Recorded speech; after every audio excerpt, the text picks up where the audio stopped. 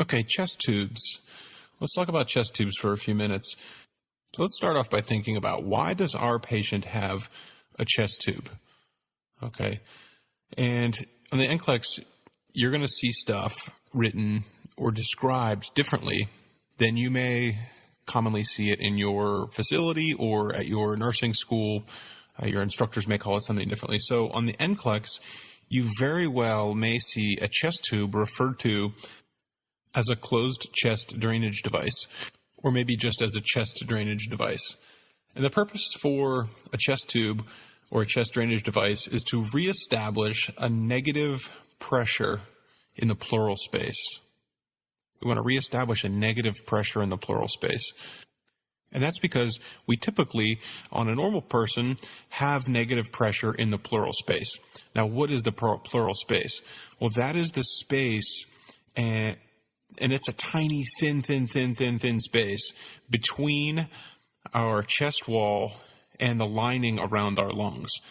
And normally those two surfaces are pressed up against each other, and there's a vacuum in between, so that as our chest expands, it sucks the lungs with it, because the lungs are essentially adhered to that chest wall, which causes the air on the inside of our lungs to have a negative pressure, which sucks air in through our mouth.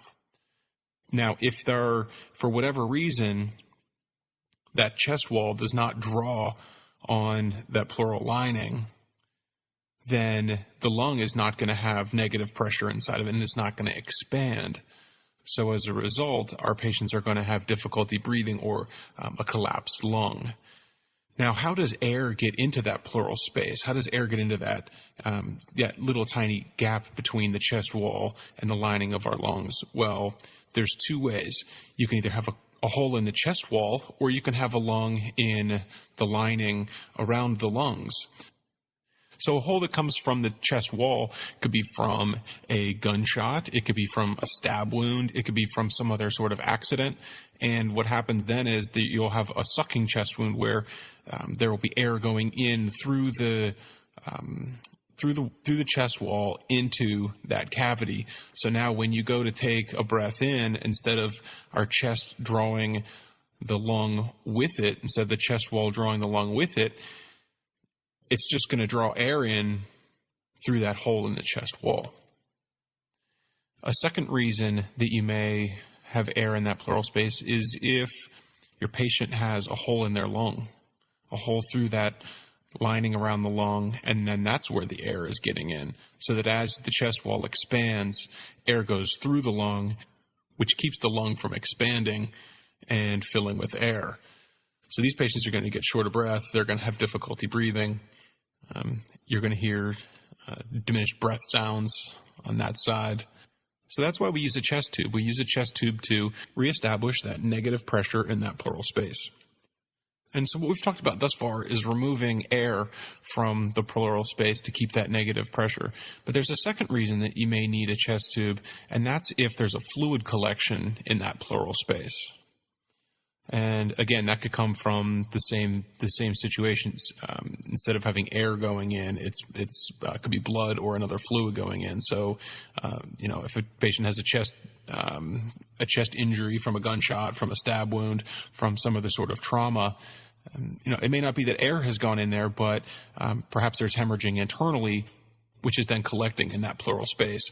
So the lung is then not going to be able to expand because there's fluid in the way. So we can use a chest tube to remove that fluid and allow the lung to fully expand. So the locations of those tubes are going to change. Okay, so you'll either see a tube placed apically, and that is for air, and you'll see that placed high on the chest. So apical locations are to remove air from the pleural space, and they're going to be placed high. Or you may see a basilar location, B-A-S-I-L-A-R, a basilar location, and that's going to be placed lower. And that's going to be placed lower to pull out some blood, okay? Because blood obviously is going to collect on the bottom of the pleural space, and air would then collect on the superior part or the apical part of the chest. So think of it this way. Apical is for air, basilar is for blood. Right? And so the A's go with the A's and the B's go with the B's. Apical air, basilar blood.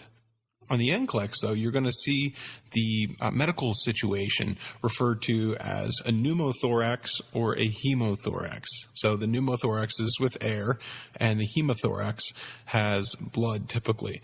So a patient may have either one of those, or they may have both of those, which would be a pneumohemothorax. Okay, so how many chest tubes is a person with a pneumothorax going to have? Well, if it's a unilateral pneumothorax, so there's only one side of the lung is collapsed, then they're going to have one tube, and it's going to be located apically. So a unilateral pneumothorax will have one tube located apically. And we know that because a pneumothorax is going to be taking out air, and air comes out apically. Okay, apical air, basilar blood. So what if a patient has a bilateral hemothorax? Hemothorax. Well, hemo is for blood, so we know that the blood is going to be found basilar. And if it's bilateral, then they're going to need to have two chest tubes, and they're going to be located basally, one on each side. So a bilateral hemothorax will have two tubes located basally. Now, what if a patient has a unilateral pneumohemothorax? How many tubes are they going to have? For a unilateral pneumohemothorax, our patient is going to have two tubes, right? One's going to be located apically to take out the air. That's the pneumo part of their pneumohemothorax. And then they're going to have one located basally for the blood that's part of their pneumohemothorax. Right? And on the NCLEX, unless it says otherwise, you're going to want to assume that it's unilateral, right? Unless it specifies otherwise.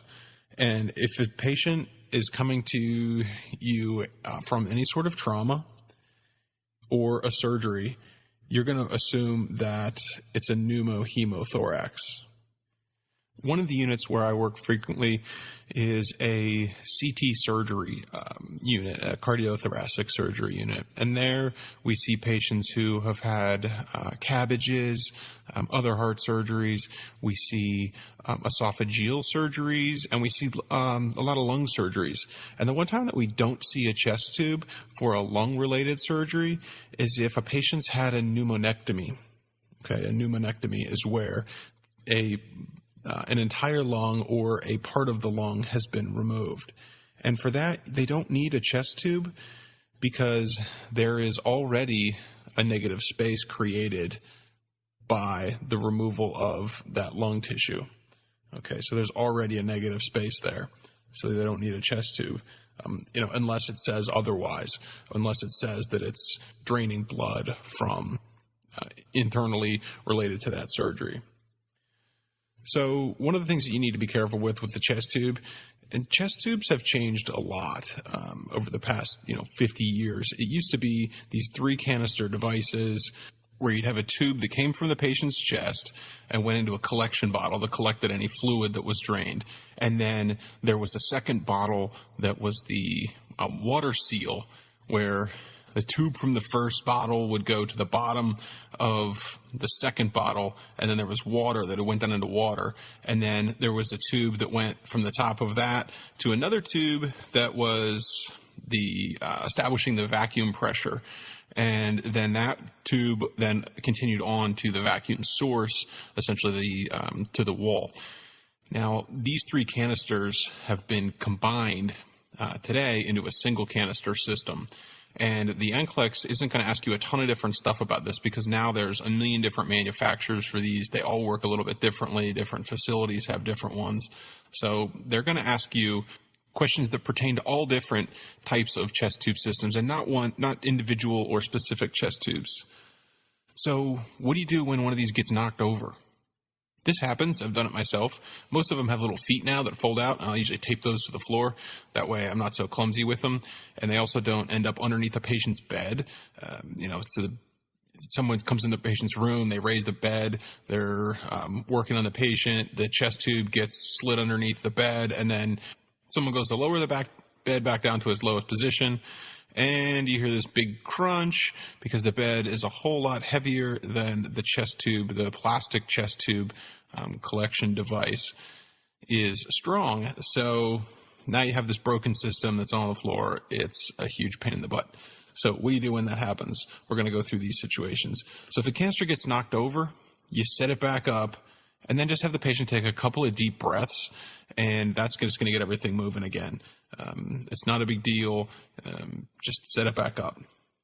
The second thing is, what happens if the water seal in the device breaks? Okay, so now the whole point of this is that you had a one-way system. So now when the water seal breaks, you have a two-way system because the water is not keeping stuff from being able to air or other debris or fluids from going back up into the patient. We don't want things to go into the patient through this chest tube, right? That would be like a really bad idea if you had something go through that tube into the patient. We want it to go out of the patient. And this is a great idea for an NCLEX question because it's an ordering question. You can make it an ordering question, or they can make it what's the best thing to do kind of question. Now, if they want to make it an ordering question where you drag things into the box and then put them in order, the first thing you're going to want to do when this water seal breaks and the one-way street is now a two-way street, the first thing you want to do is put up a roadblock. And that roadblock is the clamp on the tube. You want to clamp the tube. Now, you'll always hear in nursing school, never clamp a chest tube. Well, there are certain situations when you need to clamp a chest tube. So what happens when the collection device gets full and you need to put another one on there? Well, you can't just disconnect it. You have, because that's going to allow it to be a two-way street again. So you want to clamp that chest tube and pop off the old collection device, stick on the new one, and now you can unclamp the chest tube. So you're going to clamp the chest tube is the first thing. The second thing you want to do is cut off the old device right down at where the device connects. So you don't need to cut it off necessarily because sometimes you can just pull it off. Right? Then what you're going to want to do is stick the end of that chest tube down into some water. Okay. Now, what that does is reestablishes that water seal, and then you can unclamp the tube. So now any air or fluid that is in the lung in that pleural space, if it wants to go out of the pleural space through that chest tube, it can. Right? It's just going to push out into the water.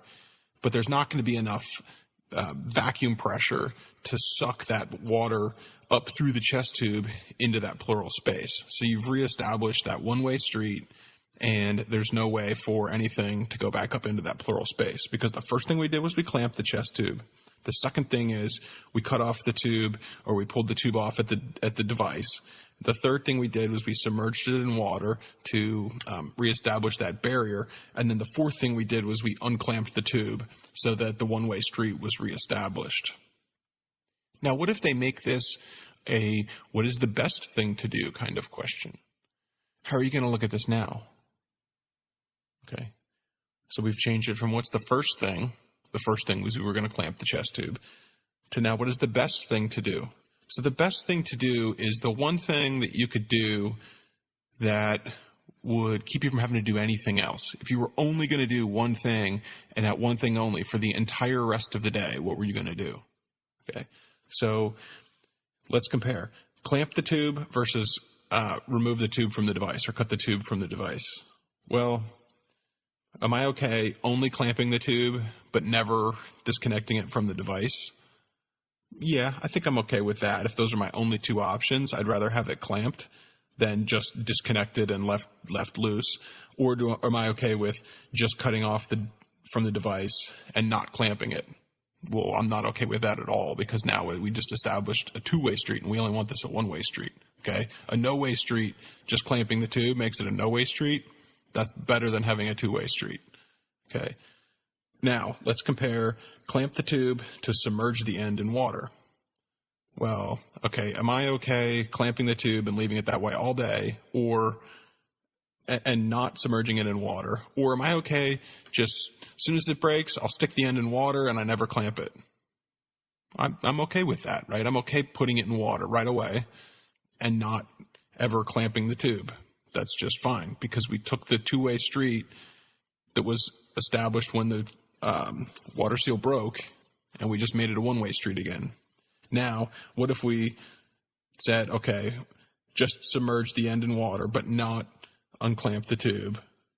Or unclamp the tube but don't submerge it in water?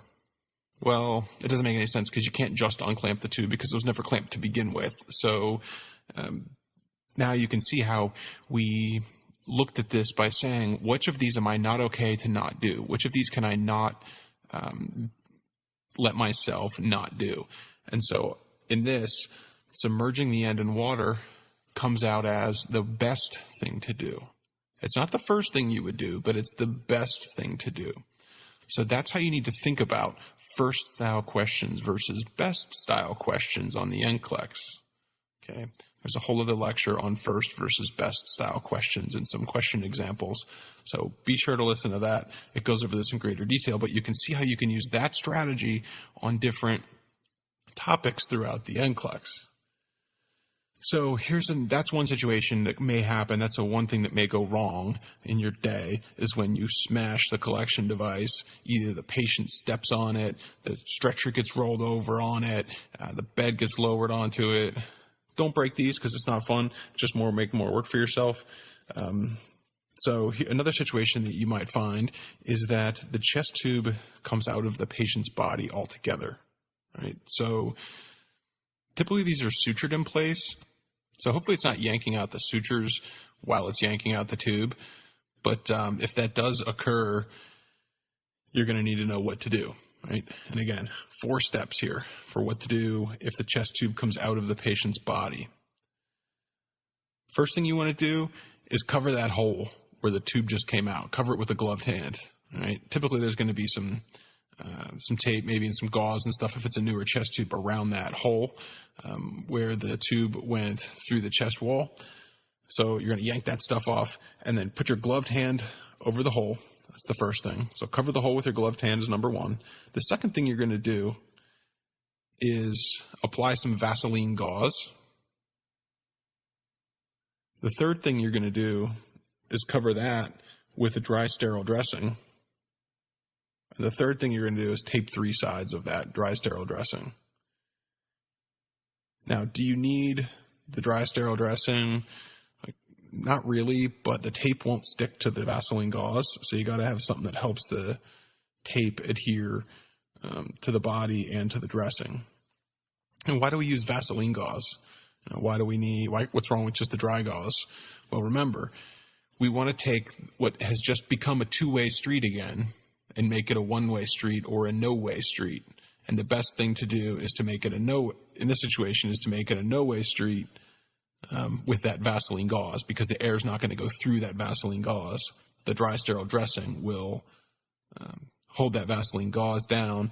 And the reason you only tape 3 sides of this is the thought being that if there's air that wants to come out or fluid that wants to come out of that pleural space and you've taped down 4 sides of the gauze, that the air or fluid's not going to be able to come out. So if there's only 3 sides taped, then it basically makes like a little one-way flap so that the stuff's able to come out in a one-way street fashion and then not go back in, because as the suction would pull the Vaseline gauze back up against the skin and cut off that hole.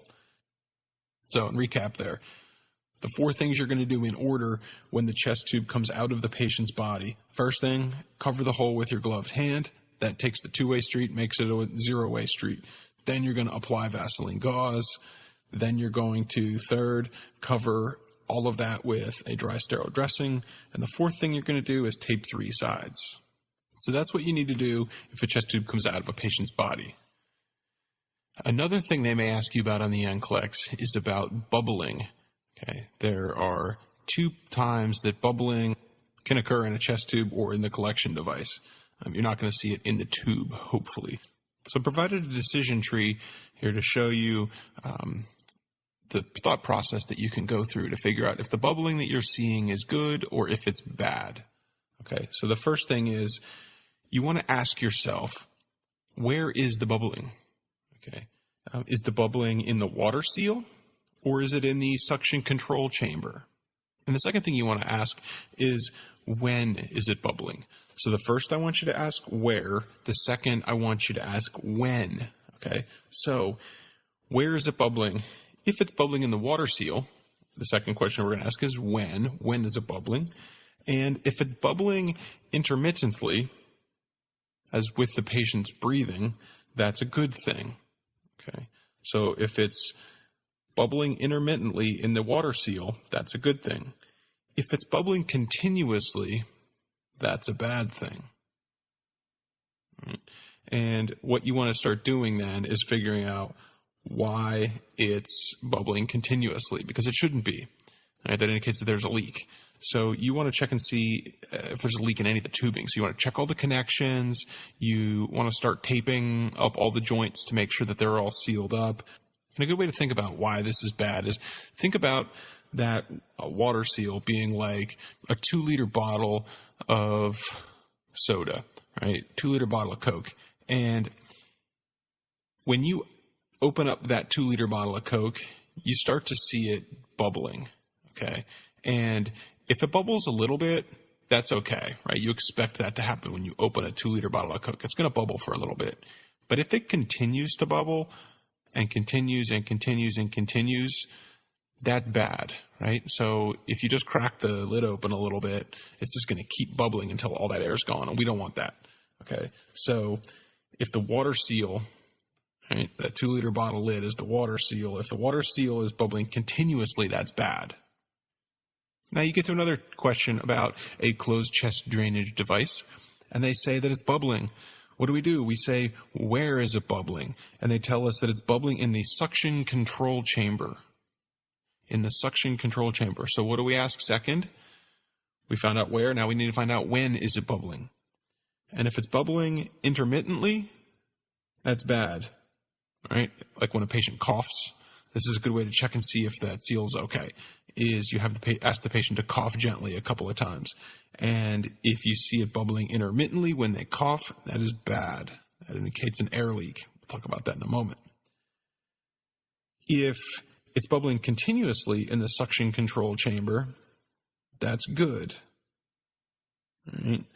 That's good because the continuous bubbling in the suction control chamber indicates that we have a continuous negative pressure.